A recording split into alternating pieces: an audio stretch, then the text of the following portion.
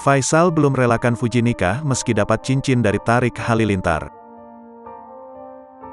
Fuji dapat cincin dari Tarik Halilintar saat ultahnya ke-20. Pemberian itu diduga sebagai simbol untuk lamaran. Meski demikian, Faisal masih belum memberikan izin Fuji menikah karena faktor usia.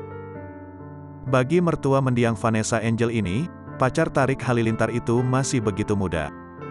Selain itu, besan Dodi Sudrajat ini menuturkan masih belum bisa membayangkan Fuji memiliki anak di usia muda. Apalagi saat ini mereka juga tengah fokus mengurus anak Vanessa Angel, Gala Sky. Di samping itu, Faisal ternyata masih ingin melihat anak bungsunya berkarir terlebih dahulu sebelum akhirnya berumah tangga.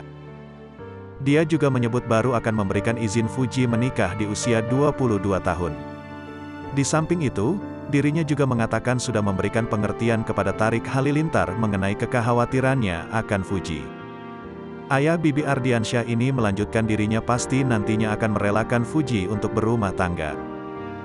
Akan tetapi, tidak untuk sekarang. Dia mengaku akan melepas Fuji kepada pria pilihan putrinya di waktu yang tepat.